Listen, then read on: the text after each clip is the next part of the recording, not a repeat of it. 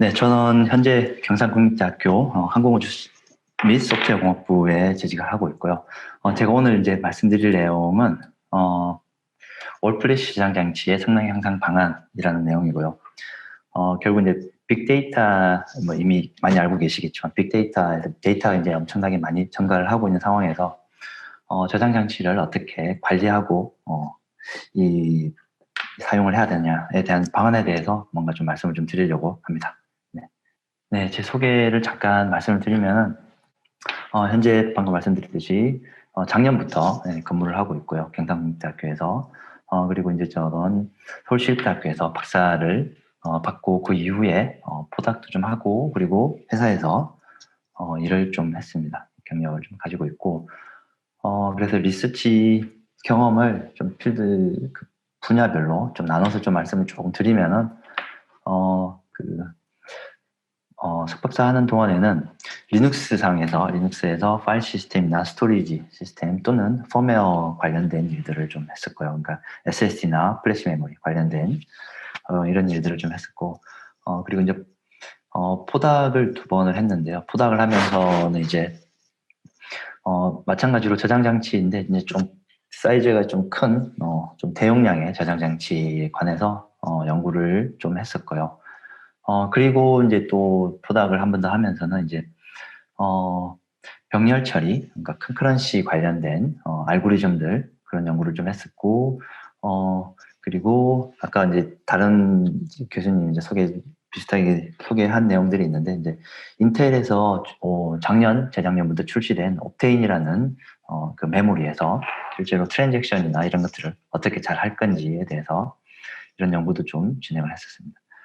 그리고 이제 회사에서는 그 운영 체제 소프트웨어 베리피케이션, 그러니까 동기화 기법들, 그러니까 락이나 이런 소프트웨어 베리피케이션 일들을 조금 했었습니다. 네. 그래서 이제 스토리지 시스템에 대해서 좀 말씀을 드릴 건데요. 그러니까 이미 알고 계시겠지만 스토리지 시스템이 아주 많은 영역에서 이미 많이 사용되고 있고, 자율주행 자동차, 그리고 클라우드 스토리지, 클라우드 시스템, 그리고 좀 생소할 수도 있는데 항공 분야에서도 상당히 많이 사용되고 있습니다. 이 항공기에 엔진이 있고 그 항공기 이제 센서가 엄청나게 많은데 그 무수하게 많은 센서들, 사실 몇천 개 되는 그런 많은 센서들에서 계속 데이터를 수집하고 있습니다. 이 수치를 보면 한 제타바이트 정도 단위에 1년당 제타바이트 정도 단위에 아주 많은 데이터를 생성을 하고 있고, 그래서 이런 영역들에서 이런 분야들에서 결국은 스토리지가 사용되고 있다. 그 모티베이션 말씀을 조금 더 드리면, 네, 그래서 이제 연도별로 데이터가 지수함수적으로 급격하게 증가를 하고 있고, 2025년도에 제타바이트 단위의 데이터가 만들어질 거다. 그래서 데이터가 엄청나게 많이 만들어진다라는 건 이제 이미 알고 계시는 내용들을 한번 좀 리마인드를 좀 드리고 올 수 있을 것 같고요. 그래서 근데 이제 이 많은 데이터들이 실제로 데이터 센터에 실제로 이제 저장이 됩니다. 데이터 센터에 저장이 되고, 지금 보시는 것처럼 이런 데이터 센터에 데이터들이 저장도 되고 처리도 됩니다. 데이터 센터에서. 근데 이제 그럼 실제 데이터 센터에 있는 그 하나의 서버를 우리가 한번 내부 구조를 좀 뜯어보면, 내부 구조를 좀 살펴보면, 이 최근 몇 년 사이에 데이터 센터에 있는 서버들의 실제 하드웨어나 소프트웨어들이 아주 빠르게 발전을 하고 있습니다. 그래서 지금 보시는 이 왼쪽 그림을 보시면 CPU도 있고 메모리 있고 하드디스크와 같은 고전적인 저장 장치가 있었는데, 최근 한 1, 20년 사이에 이 멀티코어 CPU 개수도 엄청나게 많아지고, GPU나 그 기타 가속기 장치들, 그리고 비발성 메모리, persistent 메모리, 그리고 SSD와 같은 이런 장치들이 아주 빠르게 바뀌고 있습니다. 그런데 이제 결국은 이런 장치들은 우리가 시스템 소프트웨어, 여러분들이 알고 계시는 OS나 미들웨어, 펌웨어와 같은 이런 시스템 소프트웨어가 이 장치들을 잘 관리하고 자원을 잘 사용을 해야지 이런 하드웨어 장치들을 이게 제대로 된 성능을 발휘할 수 있는 그런 상황이 되겠습니다. 그래서 그런 관점에서 시스템 소프트웨어를 어떻게 우리가 작성을 해야 되는지, 어떻게 이 하드웨어를 관리해야 되는지 그런 관점에서 좀 말씀을 좀 드리겠습니다. 그래서 그런 관점에서 제가 연구했던 분야를 한 가지를 이제 이 실제로 올 플래시 어레이를 어떻게 관리하는지에 대한 방안에 대해서 말씀을 드릴 거고, 이 연구는 조금 시간이 좀 지나긴 했는데 유즈닉스 ATC라는 곳에서 발표를 했었고, 이 공동 연구를 이렇게 진행을 좀 했었습니다. 자, 그래서 올 플래시 어레이는 이제 이렇게 생겼고요. 그래서 실제로 이런 장치 안에 이 SSD로만 구성이 되어 있고요. SSD로만 구성이 되어 있고, 그리고 속도도 빠르고 비용도 이런 여러 가지 이제 장점이 상당히 많은, 대신 좀 가격은 비싸겠죠. 장점이 많은 그런 장치입니다. 그래서 실제로 올 플래시 어레이를 노드 하나를 아주 간략하게 좀 소개를 드리면, 실제로 안에 내부적으로는 뭐 회사별로 좀 다르겠지만, 구성은 좀 다르겠지만은 SSD가 이제 이렇게 구성되어 있습니다. 100개, 뭐 많게는 500개 정도의 SSD가 구성되어 있습니다. 그리고 이 네트워크, 실제로 네트워크 장치로 연결되어 있고, 이와 같은 네트워크 밴드위스를 제공해주는 이제 실제 제품에서 이 정도의 스펙을 가지고 있습니다.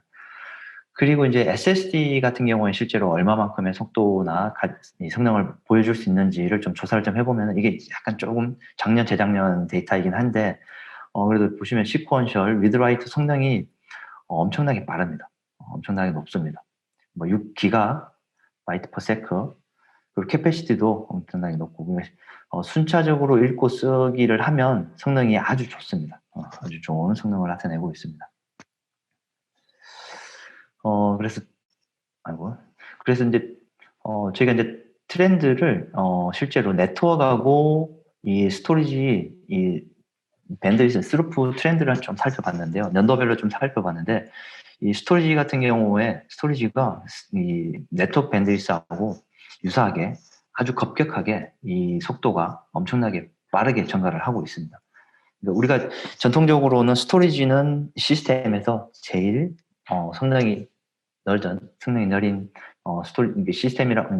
장치라고 생각을 했었는데, 요즘 트렌드는 이제 그렇지가 않습니다. 그러니까 스토리지가 더 이상 시스템에서 바틀렉이 아닌 상황이 된 거죠. 자, 그래서 이제 이 트렌드를 좀 살펴보면, 결국은 SSD 몇 개만 가지고도 아주 쉽게 네트워크 스루풋을 충분히 상회할 수 있는 뭔가 수준의 속도를 낼 수 있다라는 걸 이제 우리가 기술 트렌드를 좀 살펴볼 수가 있을 것 같고요. 제가 시간을 보고 조금 빨리 진행을 해야 될 것 같습니다.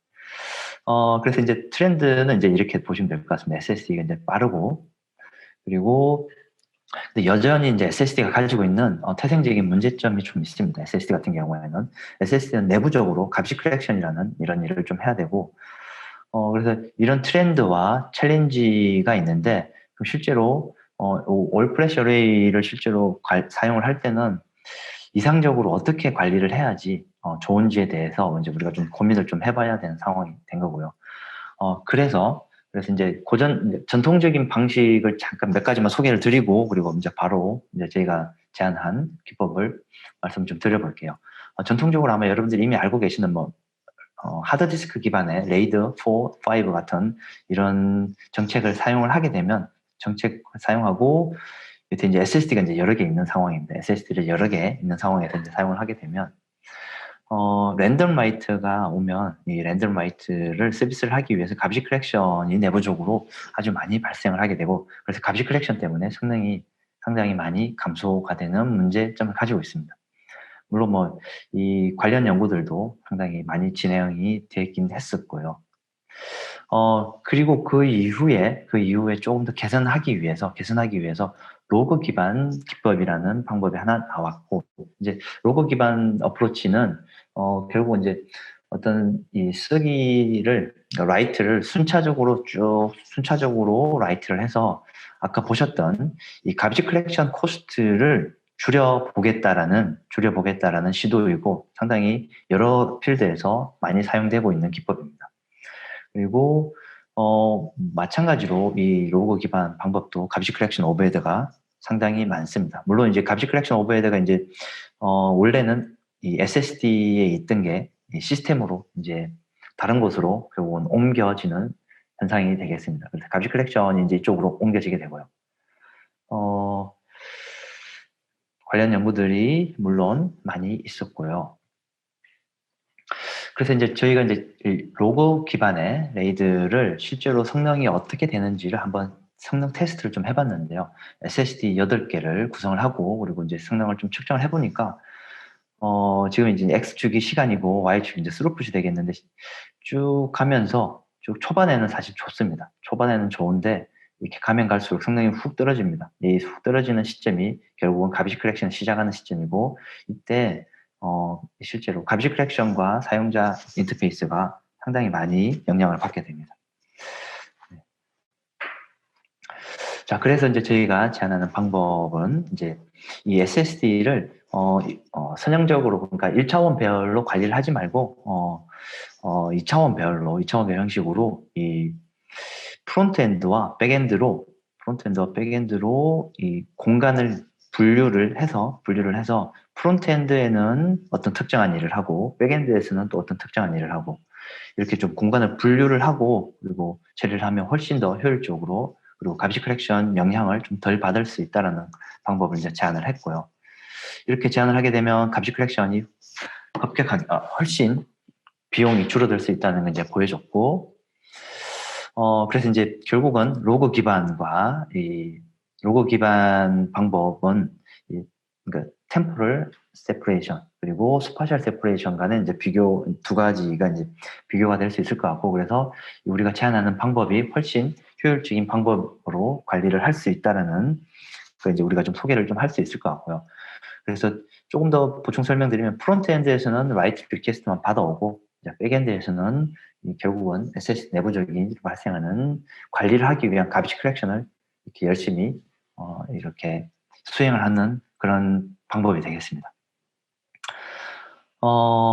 그리고 이제 큰 그림으로 조금 말씀을 좀 드리면은 큰 그림으로 좀 말씀을 드리면 이게 지금 빨간색 원이 라이트 리퀘스트이고 초록색이 리드 리퀘스트라고 보시면은 라이트 리퀘스트는 이렇게 세그먼트 단위로 묶어서 프론트엔드로 쭉 다 쓰고 레이드 형식으로 병렬적으로 쓰고 리드 리퀘스트 같은 경우에는 백엔드에서 서비스를 해주게 되고 가비지 컬렉션도 백엔드에서 이렇게 발생을 합니다.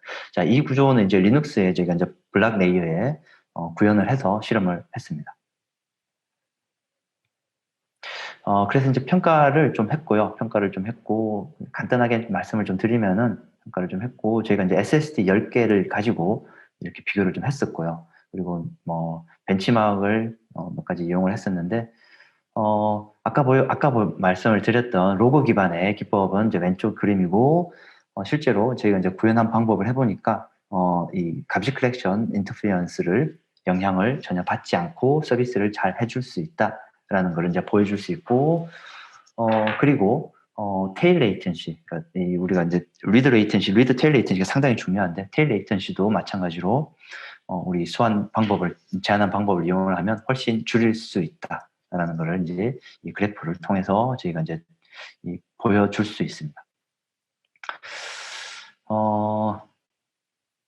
그리고 추가적으로 이제 이 제안하는 기법을 사용을 하게 되면 코스트, 그러니까 SSD 제조 비용과 그리고 파워 컨섬션을 좀 많이 줄일 수 있습니다. 왜냐하면 DRAM 사이즈를 줄일 수 있고 그리고 OPS 공간 또는 매핑 테이블, 왜냐하면 이제 저희가 이제 라이트를 할 때 순차적으로 이렇게 쭉 라이트를 하기 때문에 매핑 테이블 사이즈도 훨씬 줄일 수 있고, 자, 이렇게 많이 줄여서 결국은 SSD 그 코스트 비용 자체도 훨씬 그 생산 비용 자체도 줄일 수 있는 것들을 우리가 볼 수가 있습니다.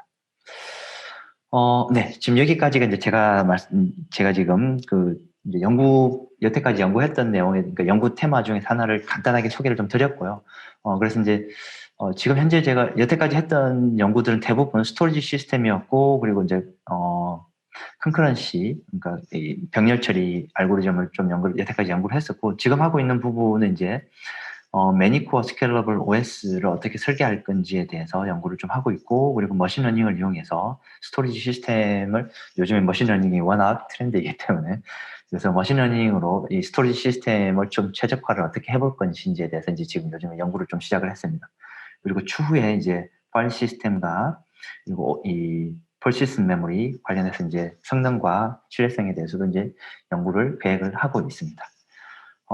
네, 시간 관계상 제가 뭐 빠르게 한다고 했는데 일단 여기까지 말씀을 드릴 수 있을 것 같고요. 혹시 질문보다 시간이 많지 없을 것 같은데, 네, 제가 준비한 내용은 여기까지가 될 것 같습니다. 혹시 뭐 추후에 질문 있으면 이메일이나 이런 걸로 편하게 말씀을 주시면 언제든지 뭐 코어기나 이런 같이 협력 연구도 좀 같이 해볼 수 있을 것 같습니다.